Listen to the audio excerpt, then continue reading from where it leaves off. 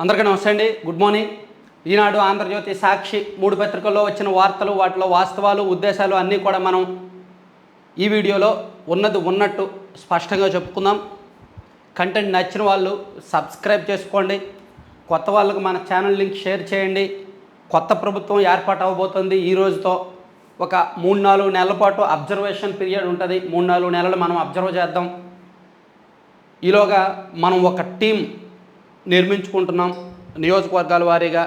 నేను ఆల్రెడీ చెప్పాను, మీ నియోజకవర్గంలో మీకు 2 పార్టీల్లో సమాన పరిచయాలు ఉండి పొలిటికల్గా బ్యాలెన్స్గా అన్బయాస్డ్గా ఉండగలిగితే, మీకు పూర్తిగా పరిచయాలు మొత్తం పొలిటికల్గా నాలెడ్జ్ మొత్తం ఉంటే, లోకల్లోనే నివసిస్తే మన పొలిటికల్ ఇంటెలిజెన్స్ టీంలో పనిచేయడానికి కావాలి. 175 నియోజకవర్గాల నుంచి మనం తీసుకుంటున్నాం. ఇంట్రెస్ట్ ఉన్నవాళ్ళు మీరు మెయిల్ చేయండి. నా మెయిల్ ఐడి కింద డిస్క్రిప్షన్లో ఉంది, మెయిల్ చేయండి. ఒక 10 రోజుల్లో, అంటే ఈ నెలాఖరులోగా, మేబీ 25 అరౌండ్ 25th ఆ టైంలో నేను ఒక రిటర్న్ టెస్ట్ పెడతాము. రిటర్న్ టెస్ట్లో క్వాలిఫై అయిన తర్వాత ఇంటర్వ్యూ ఉంటుంది. అది అయిపోయిన తర్వాత మనం ఈ టీంలోకి తీసుకుంటాం అన్నమాట. కొంచెం లాంగ్ ప్రొసీజరే తీసుకోవడం. ఇంట్రెస్ట్ ఉన్న వాళ్ళు అయితే మెయిల్ చేయండి. సో అప్పుడే నేను చెప్తా ఈ మనం తీసుకుంటున్న టీం ఉద్దేశం ఏంటి, ఏం చేయాలనేది అప్పుడు చెప్తాం.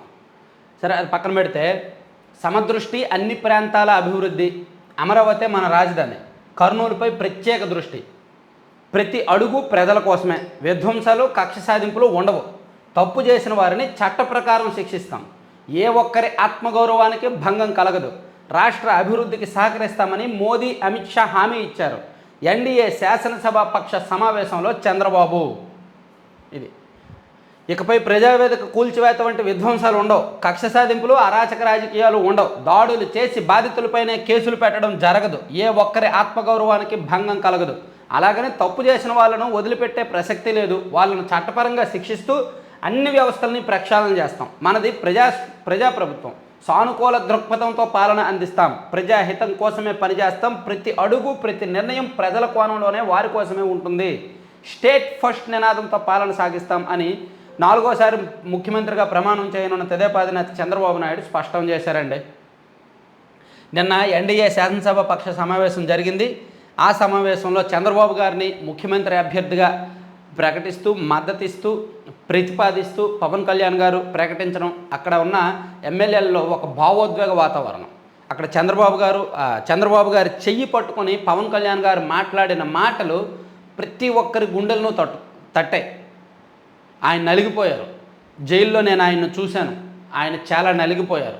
భువనేశ్వర్ గారు కన్నీళ్లు చూశానని పవన్ కళ్యాణ్ గారు చెప్పిన ప్రతి మాట కూడా ఎన్డీఏ పక్షమే కాదు, రాష్ట్రంలో సగటు రాజకీయ అభిమాని గుండెలకు హత్తుకుంది.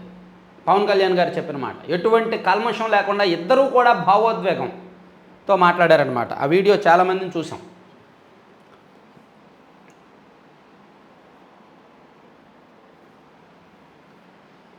తర్వాత కొత్త మంత్రివర్గం ఏర్పాటైంది. అందరూ ఊహించినట్టుగానే పవన్ కళ్యాణ్ గారు ఉప ముఖ్యమంత్రిగా బాధ్యతలు చేపట్టబోతున్నారు. నారా లోకేష్ గారు కూడా మంత్రివర్గంలోకి వచ్చారు.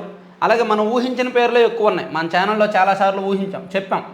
అచ్చెన్నాయుడు గారు, కొల్లు రవీంద్ర గారు, నాదెళ్ల మనోహర్ గారు, నారాయణ గారు, అనిత గారు, నిమ్మల రామానాయుడు, సత్యకుమార్ యాదవ్, నిమ్మల రామానాయుడు, ఫరూకు, ఆనం రామనారెడ్డి, పయ్యావుల కేశవ్, అనగాని సత్యప్రసాద్, కొలుసు పార్థసారథి, డోలా బాలవీరాంజనేయ స్వామి, గొట్టిపేట రవికుమార్, కందులు దుర్గేష్, అక్కడి వరకు మనం ఊహించని పేర్లు ఏంటంటే, కొండపల్లి శ్రీనివాస్ గారు, గజపతి నగరం ఎమ్మెల్యే, ఫస్ట్ టైం ఎమ్మెల్యే, ఆయనకు మంత్రి పదవి వచ్చింది. ఎందుకంటే ఆయన మంచి ఎడ్యుకేటెడ్, సాఫ్ట్ పర్సను, మంచి నాలెడ్జ్ ఉంది, విదేశాల్లో చదువుకున్నారు, అక్కడ ఉద్యోగం చేశారు, అన్ని విషయాలు తెలుసు కాబట్టి ఆయనకి ఇచ్చారు. యువకుడు. అందులోకి మండిపల్లి రామప్రసాద్ రెడ్డి గారు, రాయచోటు నుంచి మంచి మెజార్టీతో గెలిచారు, ఆయన మాస్ లీడరు. అలాగే వాసంశెట్టి సుభాష్ గారు, ఆయన కూడా ఫస్ట్ టైం ఎమ్మెల్యే, కానీ కుర్రాడు, శెట్టి బలిజా, సో ఆయనకి ఇచ్చారు. సబితా గారు, అలాగే టీజీ భారత్, బీసీ జనార్దన్ రెడ్డి, ఇలా 24 మందితో క్యాబినెట్ ఏర్పడింది. ఒక ఖాళీ ఉందండి. ఆ ఒక ఖాళీ ఎవరికి ఇస్తారనేది చూడాలి. యాక్చువల్లీ 26 మంది మంత్రులుగా ప్రమాణ స్వీకారం చేయొచ్చు. 175 మందిలో 15% క్యాబినెట్ కూర్పు అవకాశం ఉంది. సీఎం గారు ఒకళ్ళు ఉండగా 25 మంది మంత్రులుగా ఉండొచ్చు. 24 మంది పేర్లు ఇచ్చారు. సో ఇంకొకటి ఖాళీ ఉంది. ఆ ఖాళీ ఎవరి కోసం ఉంచారా అనేది చూడాలి. ఎస్సీలకి ఇద్దరికే ఇచ్చినట్టున్నారు కదా. ఎస్సీల్లో స్వామి గారును అనిత గారు ఇద్దరే ఉన్నారు. ఎస్టీల నుంచి ఒకళ్ళు ఉన్నారు, బీసీల నుంచి బాగానే ఉన్నారు. సో సమ్ చేంజెస్ మేబీ ఇంకొక పేరు అయితే యాడ్ చేస్తారు, ఎవరిని యాడ్ చేస్తారో చూడాలి. కొన్ని పార్లమెంట్లకు అస్సలు ఇవ్వలేదన్నమాట. సో అది ఏమైనా చేంజెస్ చేస్తారేమో చూద్దాం. అంటే చేంజెస్ ఉండవు, ఒకటి యాడ్ చేస్తారో ఆ ఒకటి ఎడిషన్ ఎలా ఉంటుంది అనేది చూడాలి. గనుల శాఖ అధికారులతో 5 ఏళ్లుగా బంతాట, రీఅరేంజ్మెంట్ పేరిట దూర ప్రాంతాల్లో నిధులు కేటాయింపు, చెప్పినట్లు వినకపోతే వేధింపుల పరంపర, పెద్దిరెడ్డి వెంకటరెడ్డిది ఇష్టారాజ్యం, మాజీ మంత్రి ఓఎస్డీ అనుచరుడిది పెత్తనమే. ఉత్తరాంధ్రకు చెందిన అధికారులు ఆయా జిల్లాల్లో పోస్టుల్లో ఉన్న పని మాత్రం రాయలసీమ జిల్లాల్లో ఎక్కడెక్కడో నిర్వహిస్తున్నారు. సీమ జిల్లాల అధికారులు ఉత్తరాంధ్రలో పార్వతీపురం, పాడేరు, టెక్కలి, శ్రీకాకుళం ఇలా పలుచోట్ల పనిచేస్తున్నారు. డిప్యుటేషన్ కింద ఇలా పంపారని అనుకుంటే పొరపాటే. రీఅరేంజ్మెంట్ అనే కొత్త పదం తీసుకొచ్చి దాని పేరిట 5 ఏళ్లుగా గనుల శాఖలో సాగిన వేధింపులకు నిలువెత్తు సాక్ష్యం ఇది. మంత్రి పెద్దిరెడ్డి రామచంద్రారెడ్డి, సంచాలకుడు వెంకటరెడ్డి చెప్పినట్లు వినకపోయినా, వారు సూచించినట్లు దస్త్రాలపై సంతకాలు చేయకపోయినా ఆయా అధికారులకు చుక్కలు చూపించారు అని గత ప్రభుత్వం ఉన్నప్పుడు ఎలా జరిగింది. ఇంకా అరాచకాలండి, ఇదేంటండి ఇది ఇంకా చిన్నదండి, చాలా దారుణమైన అరాచకాలు జరిగాయి. అన్నీ ఒక్కొక్కటి బయటకు వస్తాయి. ఈసారి ఐఐటీల్లో సీట్లు 17,740, గత ఏడాది కంటే 355 ఎక్కువ. వరంగల్ ఎన్ఐటీలో కొత్తగా AI and data science course ఐఐటీల్లో సీట్లు పెరిగాయంట. తర్వాత మెగా ఫుడ్ పార్క్ జవహర్ రెడ్డిల బెనామీల పరం, మెగా ఫుడ్ పార్క్ భూములు అంట జవహర్ రెడ్డి బెనామీల పరం అంట. బాధ్యులైన అధికారులందరినీ సస్పెండ్ చేయాలి. జనసేన నేత మూర్తి యాదవ్ గారు అయితే గత 3 సంవత్సరాలుగా ఎన్నో సంచలనమైన కుంభకోణాలు బయటపెట్టాడు. ఆయన మధ్య బాలినేని శ్రీనివాసరెడ్డి గారికి సంబంధించిన వ్యవహారాలు బయట పెడితే పార్టీ ఒత్తిడి మేరకు బాలినేని శ్రీనివాసరెడ్డి గారివి బయట పెట్టలేదు. మిగిలిన వాళ్ళు ఒక్కొక్కటి బయట పెడుతూనే ఉన్నారు. ఆయన జల్లా సుదర్శన్ రెడ్డి అక్రమాలపై విచారణ జరిపించండి, ప్రభుత్వానికి పబ్లిక్ ప్రాసిక్యూటర్ల వినతి. తర్వాత కేసీఆర్కు కమిషన్ నోటీసు, భద్రాద్రిలో సబ్ క్రిటికల్ టెక్నాలజీతో ఏటా 300 కోట్ల నష్టం, ఛత్తీస్గఢ్ ప్లాంట్ నిర్మాణం పూర్తి కాకుండానే ఆ రాష్ట్రంతో విద్యుత్ కొనుగోలు ఒప్పందం. మీడియా సమావేశంలో వెల్లడించిన చైర్మన్ జస్టిస్ నరసింహారెడ్డి. ఇవ్వండి, నోటీసులు ఇవ్వండి. రెరా చట్టాన్ని కఠినంగా అమలు చేయాలి సీఎం. ఇవన్నీ తెలంగాణ వార్తలు, మాకెందుకమ్మా.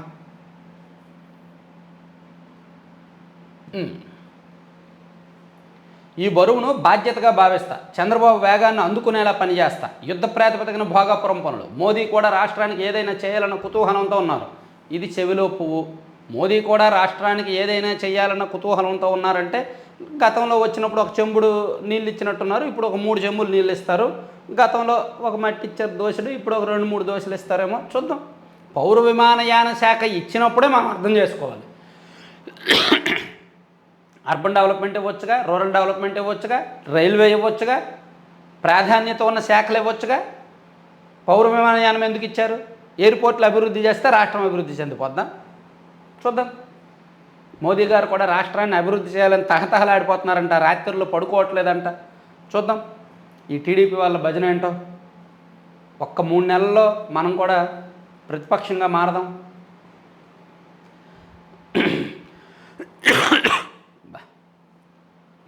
సారీ, అంటే ఈ మధ్య బాగా తిరిగేసి వచ్చా, అందుకని డిస్టర్బెన్స్లు బాగా ఉన్నది.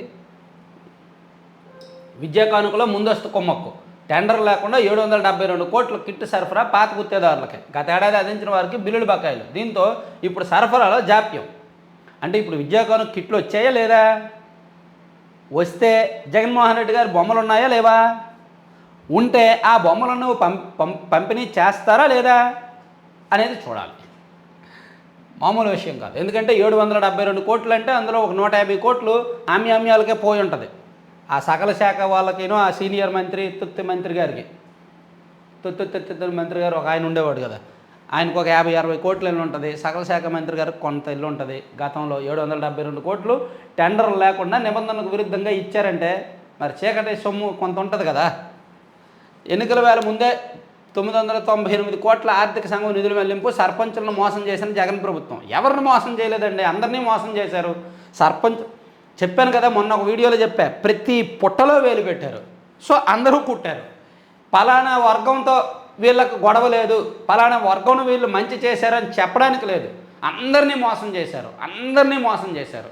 అందులో సర్పంచుల సొమ్ము కూడా తినేశారంట. అవిశ్రాంత పోరాట యోధుడు. ఓహో, 14 ఏళ్ళు ముఖ్యమంత్రి, 15 ఏళ్ళు ప్రతిపక్ష నేత, 28 ఏళ్ళకే ఎమ్మెల్యే, 30 ఏళ్ళ వయసులోనే మంత్రి, 45 ఏళ్ళ రాజకీయ ప్రస్థానం స్ఫూర్తిదాయకం, రాజకీయ జీవితం అంతా సంఘర్షణమయం, 52 రోజులు జైల్లో పెట్టిన తొనకని బెనకని ధీశాలి, జాతీయ రాజకీయాల్లోనూ ఆయనది కీలక పాత్ర, అమరావతి రూపశిల్పి, నవ్యాంధ్రకు సీఈఓ, అంతర్జాతీయ స్థాయిలోనూ అపార గౌరవం, 4వసారి ముఖ్యమంత్రిగా నేడు ప్రమాణం. రాశారండి. అసాధారణ రాజకీయ దురంధరుడు, అనేక ఎన్నికల యుద్ధాల్లో ఆరితేరిన వీరుడు, నిరంతర శ్రామికుడు, అభివృద్ధి కాముకుడు, అలుపెరగని నాయకుడు, పడిన ప్రతిసారి వివ్వెత్తున ఎగసే కెరటం, 4.5 దశాబ్దాల సుదీర్ఘ రాజకీయ జీవితం ఆద్యంతం సంఘర్షణలమయం. ఆయనే తెదేపా అధినేత నారా చంద్రబాబు నాయుడు. సో నిజంగా చంద్రబాబు నాయుడు గారి జీవితం మాత్రం ఇప్పుడు కుర్రాళ్ళు ఆదర్శంగా తీసుకోవాలి. పడిలేచారు, చాలాసార్లు పడిలేచారు. ఆయన లైఫ్ చాలా డిసిప్లైన్గా ఉంటుంది.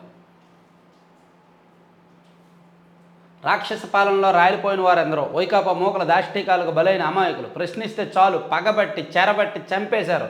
పోలీసు వేధింపులకు ఓ మైనారిటీ కుటుంబం బలి, కొత్త ప్రభుత్వంలో న్యాయం కోరుతున్న బాధితులు. తన అక్కను వేధిస్తున్న వైకాపా మోకల్ని ప్రశ్నించిన పాపానికి 14 ఏళ్ల బాలుడు అమర్నాథ్ గౌడ్ను పెట్రోల్ పోసి తగలబెట్టేశారు. రేపల్లి నియోజకవర్గంలో జరిగింది కదా. వైకాపా నాయకుడు కుమార్తె కంటే ఎక్కువ మార్కులు తెచ్చుకున్న చదువుల తల్లి మెస్బాపై కక్ష కట్టి మరీ పొట్టను పెట్టుకున్నారు. ఇది తప్పంట, ఇది జరగలేదంట. కరోనా వేళ మాస్క్ అడిగినందుకు దళిత డాక్టర్ సుధాకర్ ప్రాణాలను బలి తీసుకున్నారు. మాస్క్ పెట్టుకోలేదంటూ దళిత యువకుడు కిరణ్ కుమార్ చావుకు కారణమయ్యారు. ఇలాంటి ఎన్నో ఘటనలు జరిగాయి, ఎన్నో దారుణాలు జరిగాయి. వైసీపీకి 11 సీట్లు ఊరికే ఇవ్వలా. ఇన్ని పాపాలు చేశారు కాబట్టే ఆ పాపాలకు ఫలితం, మూల్యం ఆ 11 సీట్లు. ఇంకా దారుణాలు చేసి ఉంటే 7, 8, 5, 6 మిగిలేవేమో. అసలు వీళ్ళు నాశనం చేయని రంగం అంటూ లేదు. ఏపీ సెట్ ఇంజనీరింగ్లో మొదటి 10 ర్యాంకుల అబ్బాయిలకే. అవునా? 80.90% ఉత్తీర్ణంతో అమ్మాయి హవా, అబ్బాయిలు మాత్రం 75.61%. 3 ప్రశ్నలకు పూర్తి మార్కులు కేటాయింపు. మంచిది.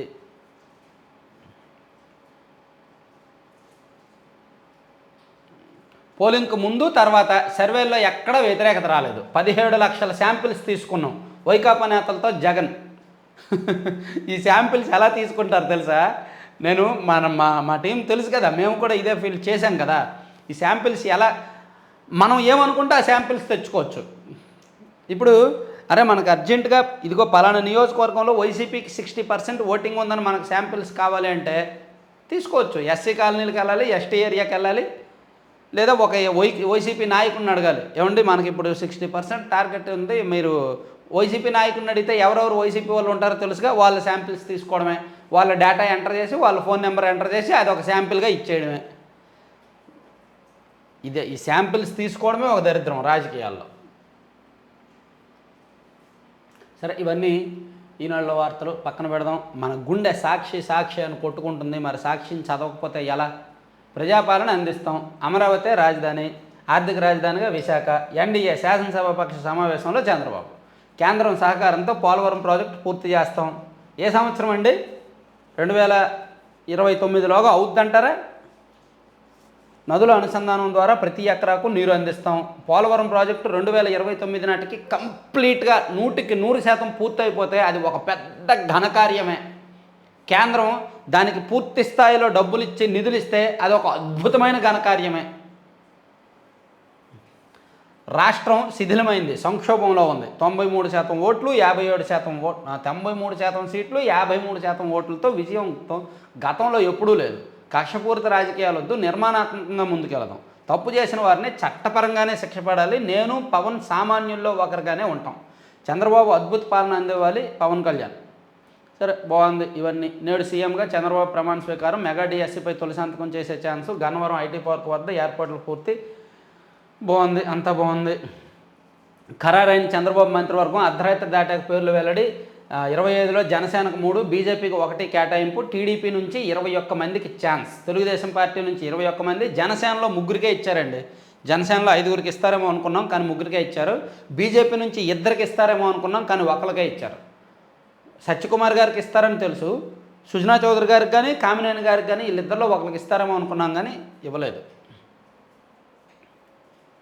ఈఏపీ సెట్లో బాలురు బల, ఇంజనీరింగ్ టాప్ 10 కైవసం. ఓకే. టీడీపీ ఒత్తిళ్లతో వార్తా ఛానళ్లు నిలిపివేత, ఏపీలో సాక్షి మరికొన్ని ఛానళ్ల శాశ్వత నిరోధానికి యత్నం.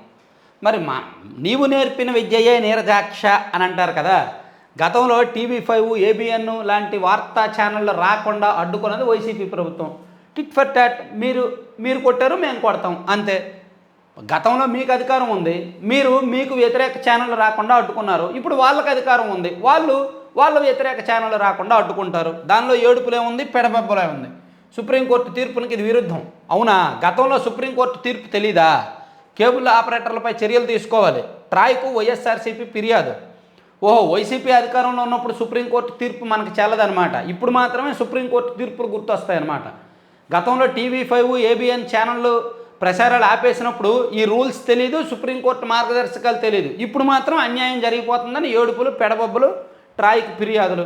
మీరు తలకిందులుగా తపస్సు చేసినా వాళ్ళు మీ ఛానల్ ఎవరు మీరు గతంలో ఇవ్వలేదు కాబట్టి వాళ్ళు ఎవరు అంతే. ఊరూరా విధ్వంసాలు, వేధింపులు, కొనసాగుతున్న దౌర్జన్యకాండ, వైఎస్ఆర్సీపీ నేతలు కార్యకర్తల లక్ష్యం, చంద్రబాబు లోకేశ్ల అండతో రెచ్చిపోతున్న టీడీపీ శ్రేణులు, మాజీ ఎంపీ గోరంట్ల మాధవ్కు చంపుతామని బెదిరింపు, ఊరదిలి వెళ్ళిపోవాలని పోలీసులు ఉచిత సలహా. ఎందుకు మళ్ళీ ఏమని చూపించారంటే ఆయన్నేమనొద్దండి బాబు. పట్టపగల అందరూ చూస్తుండగానే గ్రామాల్లో దాడులు, తెనాలిలో సత్తెనపల్లి మండలంలో 2 నేతలపై హత్యాయత్నం, టీడీపీ దౌర్జన్యాలు, విధ్వంసాలపై నేడు రాష్ట్రపతికి ఫిర్యాదు చేయనున్న వైఎస్ఆర్సీపీ, ఢిల్లీ చేరుకుని అపాయింట్మెంట్ కోరిన ఎంపీల బృందం, జాతీయ మీడియాకు ఏపీలో పరిస్థితిని వివరించనున్న ఎంపీలు. ఓహో, రాష్ట్రంలో బీభత్సకాండపై సుప్రీంకోర్టు తలుపు తట్టిన వైఎస్ఆర్సీపీ, హైకోర్టుకు వెళ్ళాలని సూచన. అక్కడ రాయాలి, పాట్మను అక్కడ కొట్టి హైకోర్టుకి వెళ్ళండి రా బాబు, ఇక్కడ కొద్దికి వచ్చారని చెప్పినట్టు ఉంది. జగన్ వాటమిని జీర్ణించుకోలేక కుటుంబ సమేతంగా ఆత్మహత్యాయత్నం, వీడియో సందేశంతో గుర్తించిన పోలీసులు, కుటుంబ సభ్యులు. అందరూ ఓట్లు వేసామని చెబుతున్నా వాటమికి కారణం ఏమిటని ప్రశ్న. ఈవీఎంలలో ఏదో మోసం చేశారని ఏడవండి, ఈవీఎంలలో ఏడవండి, ఈవీఎంల మీద పడి ఏడవండి, అంతకుమించి ఏమీ చేయలేరు. కనిపించిన ప్రతి పుట్ట మీద వేలు పెట్టారు, ప్రతి పుట్టలో వేలు పెట్టారు. నేను బొమ్మలేసి చెప్తా కాసేపు అయ్యాక, నెక్స్ట్ వీడియో చేస్తా. ఈవీఎంలో గోల్మాలు, ఈసీ డేటాను ఉటంకిస్తూ దివారి కథనము, పోలైనా లెక్కించిన ఈవీఎం ఓట్లతో తేడాలు, దాదాపు అన్ని లోక్సభ స్థానాల్లో అంతే 140కి పైగా ఎక్కువ స్థానాలను లెక్కించారు. కారణాలపై పెదవిపన ఎన్నికల సంఘం. ఇదంతా ట్రాష్ అండి, ఇదంతా జరగదండి. అసలు ఈవీఎంలలో మోసాలు అనేవి జరగవండి, ఇంపాసిబుల్. తర్వాత ఆంధ్రజ్యోతి, అసలు సిసలైన భజన మొదలెట్టండి. ఇంకా ఈ 5 సంవత్సరాలు భజనలు. నవశకానికి నాంది, కూటమి కొలువు తీరేది నేడే. ఉదయం 11:27 గంటలకు 11:27 గంటలకు చంద్రబాబు ప్రమాణ స్వీకారం. మంత్రివర్గ సహచరులు కూడా గన్నవరం సమీపంలో వేదిక సిద్ధం.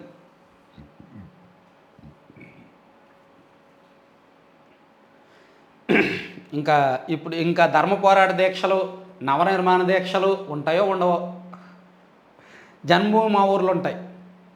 ధర్మ పోరాట, నవనిర్మాణ దీక్షలే డౌట్, ఉంటాయో ఉండవో అనేది. 24 మందిలో క్యాబినెట్ చెప్పుకున్నాము. నేటి నుంచే ప్రజాపాలన, ప్రతి అడుగు ప్రజల కోసమే, కూల్చివేతలు, నరికివేతలు ఉండవు, తెలుగు జాతిని నెంబర్ 1 చేద్దాం.